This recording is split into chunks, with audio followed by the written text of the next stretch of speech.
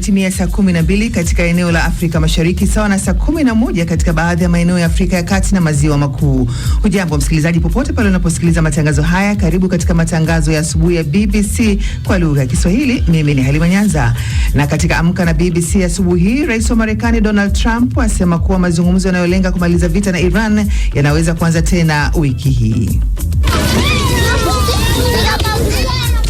Miaka mitatu ya vita vya wenyewe kwa wenyewe nchini Sudan imesababisha janga kubwa zaidi la kibinadamu duniani, ambapo asilimia 65 ya wa Sudan wanahitaji misaada.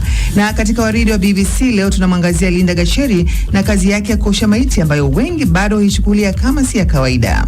Watu wakamaliza kuona mwili na mwili ikawekwa kwa gari ikakataa kwenda. Tukaita gari ya tatu ikakataa kabisa. Ni vitu tumeishi kusikia, though ijaitokelezea kwetu.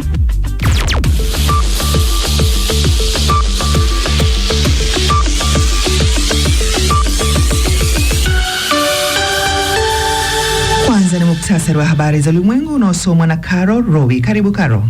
Shukran Halima.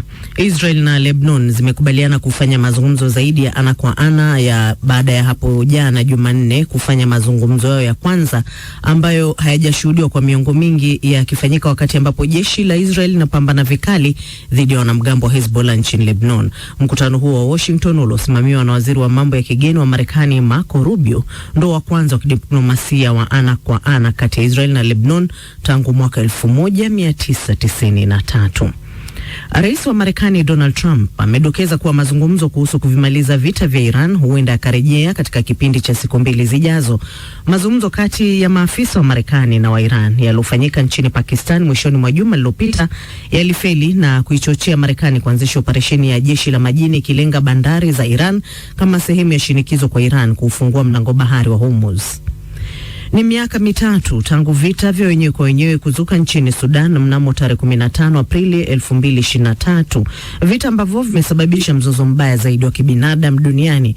Maelfu ya watu wameuawa, huku zaidi ya watu milioni 12 wakiachwa bila makazi na wengine wakikimbilia nchi jirani kama wakimbizi.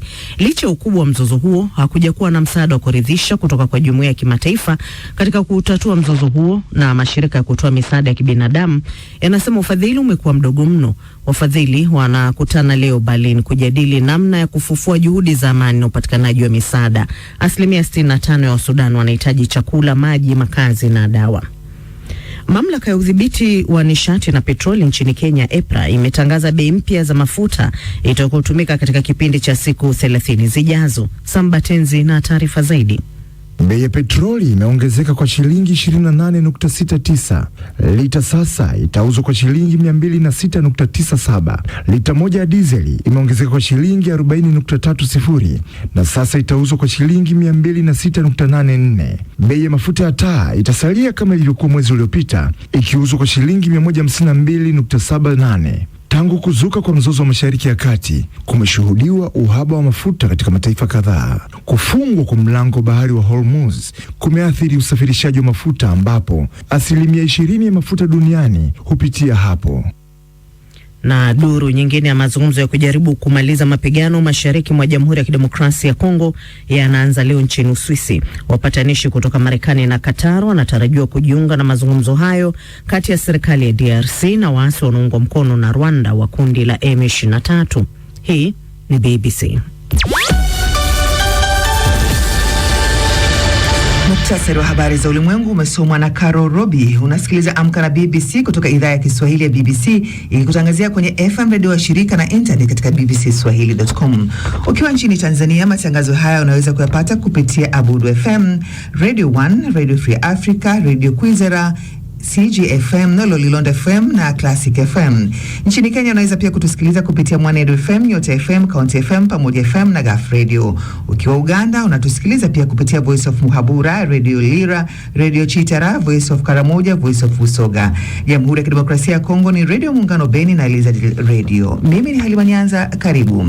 Na kama ulivyosikia katika muktasari wa habari za ulimwengu, Rais wa Marekani Donald Trump amesema kuwa mazungumzo yanayolenga kumaliza vita na Iran yanaweza kuanza tena wiki hii baada ya mazungumzo kuvunjika mwishoni mwa wiki na kuichochea Marekani kuanzisha operesheni ya kijeshi la majini ili kulenga bandari za Iran Lebanon kama sehemu ya shinikizo kwa Iran kufungua mlango bahari wa Hormuz. Omar Mkambara na taarifa zaidi.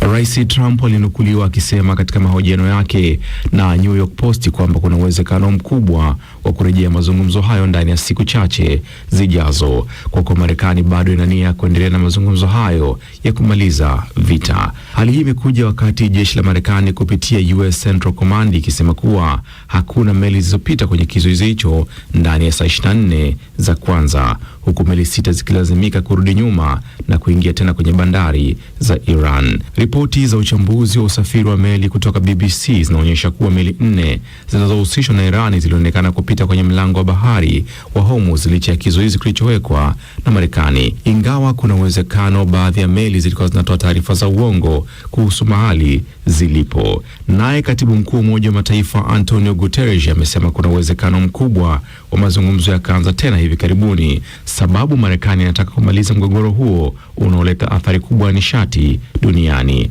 Irani haijajibu lolote kuhusu kauli za Rais Donald Trump, lakini maafisa wa Marekani kutoka Pakistan na Irani wanasema timu zao za mazungumzo zinaweza kurudi Islamabad wiki hii, kulingana na ripoti kutoka Reuters. Bei za mafuta duniani zimesalia kuwa juu kutokana na mazungumzo hayo kukwama. Shirika la fedha la kimataifa limeonya kuwa vita hivyo vinaweza kusababisha mdororo wa kiuchumi, lakini waziri wa hazina wa Marekani Scott Bassett anasema changamoto ndogo za kiuchumi zinaweza kuwa za muda mfupi, lakini kwa ajili ya usalama wa muda mrefu wa dunia. Taifa la China imekosoa vikali vizuizi vilivyowekwa na Marekani, likisema ni hatari na inaweza kuzidisha mvutano na kudhoofisha makubaliano ya kusitisha mapigano. Omar Mkambara. Tukiangazia bado Mashariki ya Kati, Israel na Lebanon zimekubaliana kufanya mazungumzo zaidi ya ana kwa ana baada ya hapo jana Jumanne kufanya mazungumzo yao ya kwanza ambayo hayajashuhudiwa kwa miongo mingi, yakifanyika wakati ambapo jeshi la Israel linapambana vikali dhidi ya wanamgambo wa Hezbollah nchini Lebanon. Carol Robi na taarifa zaidi. Mkutano huo wa Washington uliosimamiwa na waziri wa mambo ya kigeni wa Marekani Marco Rubio ndo wa kwanza wa kidiplomasia wa ana kwa ana kati ya Israel na Lebanon tangu mwaka 1993. Balozi wa Lebanon nchini Marekani Nada Hamade Mowad ameyataja mazungumzo hayo yaliyofanyika Washington kwa yenye tija, huku mwenzake wa Israel Yair Lapid akisema walikuwa na mashauriano mazuri na wameafikiana mambo ya msingi.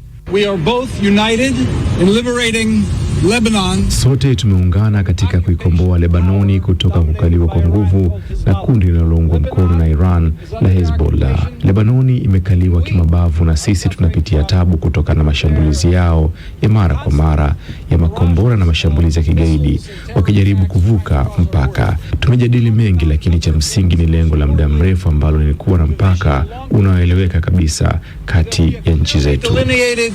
Border between our countries. Rubio alikuwa mpatanishi katika mazungumzo hayo ameyataja kama fursa ya kihistoria ya kukomesha ushawishi wa Hezbollah nchini Lebanon. Licha ya hayo, hakukufikiwa makubaliano ya kusitisha mapigano ambayo Lebanon imekuwa ikitaka yafikiwe, huku Israel ikisisitiza kuwa kundi la wanamgambo la Hezbollah linaloungwa mkono na Iran sharti liweke chini silaha kwanza kabla kufikiwa makubaliano yote yale ya kusitisha mapigano. Wakati mabalozi wa Lebanon na Israel walikuwa wakikutana mjini Washington hapo jana Jumanne, Hezbollah ilidai ilifanya mashambulizi 24 dhidi ya Israel. Ving'ora vya kutahadharisha watu kuhusu mashambulizi ya makombora vilisikika kaskazini mwa Israel karibu usiku nzima hapo jana. Msemaji wa Wizara ya Mambo ya Nje wa Marekani Tommy Pigott amesema baada ya mazungumzo hayo pande zote mbili zimekubaliana kushirikiana katika kupunguza nguvu za Hezbollah, na wakati huo huo lakini Marekani imesema inaunga mkono haki wa Israel ya kujihami dhidi ya mashambulizi ya Hezbollah. Rais wa Lebanon Joseph Aoun amesema anatumai kuwa mazungumzo hayo yatakuwa mwanzo wa kukoma kwa dhiki za Lebanon kwa jumla, lakini hususan wale wa kusini mwa nchi, akiongeza kwa suluhisho pekee la kumaliza mzozo ni jeshi la Lebanon liwezeshwe kusimamia usalama wa taifa hilo. Taarifa yake Carol Robi. Msikilizaji, katika redio BBC leo tunamtazama Linda Gasheri, mfanyakazi katika chumba cha kuhifadhi maiti ama makafani, kazi ambayo wengi huichukulia kama mwiko. Ndiye mwenye kutoa faraja